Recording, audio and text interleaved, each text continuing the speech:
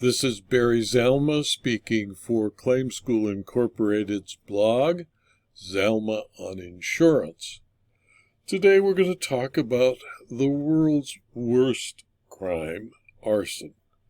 And simply stated, arson is not and can never be evidence of love. And if you're convicted, you go to jail and you will stay there for a long time. And when you get out, you're going to have to make restitution to the people whose property you damaged or destroyed. Following a 15-day trial, a jury agreed with the state's claims that Defendant Terrence L. Strothers' year-long dispute over a woman with another man, Shane Stevens, resulted in Defendant assaulting Shane by firing a flare at Shane's car, and later the same day recruiting some friends to aid in his retribution, who fired 2 flares at Shane's family home, causing its destruction. In a case called the State of New Jersey v. Terrence L. Strothers, a November 15, 2022 decision of the Superior Court of New Jersey Appellate Division, he attempted to avoid jail and the convictions that, unfortunately for Terrence, the jury found obvious. In reaching its verdict, the jury found Defendant guilty of 11 of the state's 13 charges. He was convicted of 1 third-degree conspiracy to commit arson as a lesser-included offense of second-degree conspiracy to commit aggravated arson, 2 third-degree arson as a lesser-included offense of second-degree aggravated arson, third-degree conspiracy to commit criminal mischief, 3 third-degree criminal mischief, third-degree conspiracy to commit aggravated assault as a lesser-included offense of second-degree conspiracy to commit aggravated assault, 4 third-degree aggravated assault as a lesser-included offense of second-degree aggravated assault, second-degree aggravated assault, 2 counts of third-degree possession of a weapon for unlawful purposes, and 3 counts of fourth-degree unlawful possession of a weapon. Defendant received an aggregate 11-year sentence for second-degree aggravated assault subject to the No Early Release Act, consecutive to a 4-year sentence for third-degree arson, third-degree criminal mischief, and the third-degree and fourth-degree weapons offenses. Defendant was also ordered to pay $50,000 in restitution to Stevens.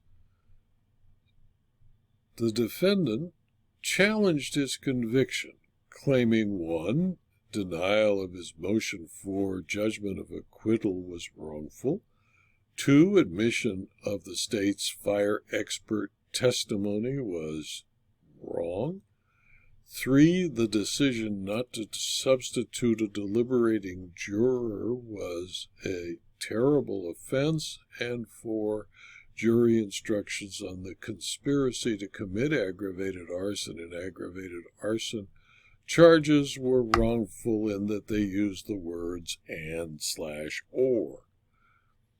Defendant asserted the use of a flare gun was, quote, a spur-of-the-moment occurrence, and no one expected Stevens and his friends to drive past defendant's house, close quote, and that the, quote, weapons, close quote, brought were a bat and a 2x4 in case he and his friends were outnumbered in the fight.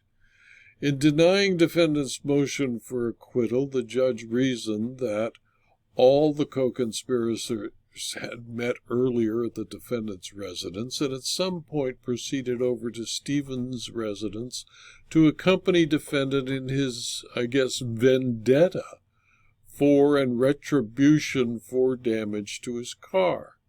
That, in conjunction with the phone conversation where the defendant threatened Shane that even though he may be going back to school in California, his house isn't, at least creates the inference to the court that he was going there to do something to the home. And as it turned out, he went there with others who had flare guns, and it was obvious to the defendant that others had flare guns, and co-defendant Joshua Maldonado fired a flare gun. He recruited Barnes to accompany him, and Barnes fired a flare gun into Stevens' home.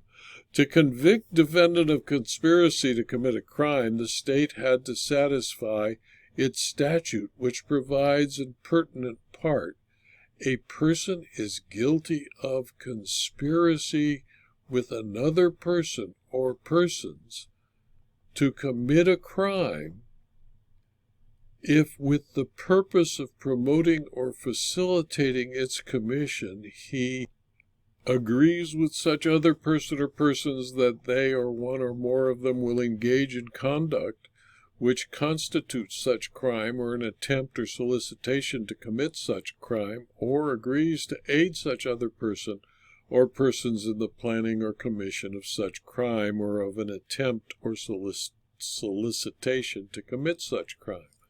The appellate court concluded that the denial of defendant's motion for judgment of acquittal of the arson, assault, and related weapons charges were appropriate because he failed to overcome the evidence provided by the government and convince the jury of his crimes.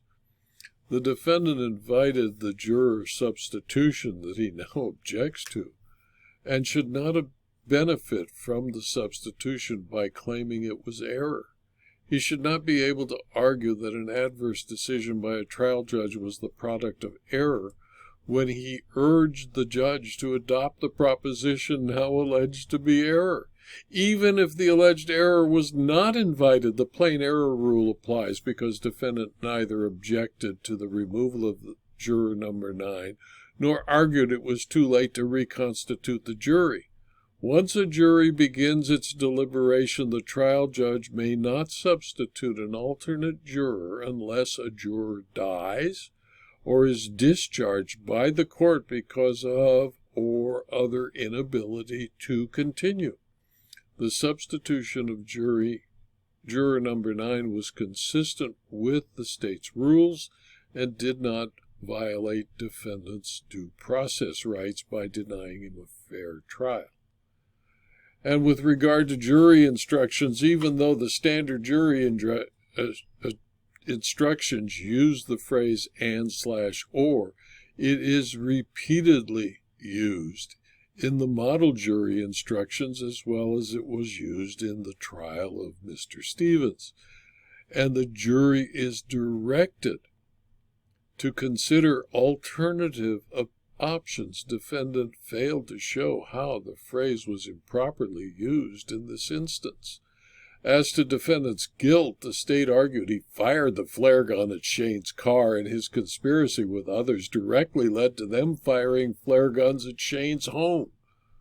This did not present a reasonable possibility that a juror would find one theory proven and the other not proven, but that all of the jurors will not agree on the same theory. With regard to his sentencing, the defendant objected to the judge's order to pay restitution towards Stevens' expenses of $138,065.27, which were uncompensated by insurance coverage. The judge assessed defendant's ability to pay restitution considering his wage earnings at the time of sentencing and his anticipated employment after serving his sentence. In ordering restitution, in my opinion, the judge ignored and cut out one of the victims of the crime, Shane's insurer. It should have appeared at sentencing and demanded restitution. Otherwise, this case proves that jealousy should be limited, and by punishing the other man, the lovelorn Mr. Stevens will now spend 11 years in prison, And when he comes out, he must pay his victim $138,065.27 or go back to jail. This video was adapted from my blog, Zelma on Insurance, which is available free to anyone who clicks on the URL zelma.com/blog, and is also part of a video on YouTube and on rumble.com. Please subscribe to the blog and the videos at Rumble and YouTube. And if you watch this video and find it useful, click on the link on the like button or the Rumble button as you do. And also, if you found it worthwhile, tell your friends and colleagues so that they can also subscribe. Thank you for your attention, and also consider my locals community and my Substack publications. Thank you again.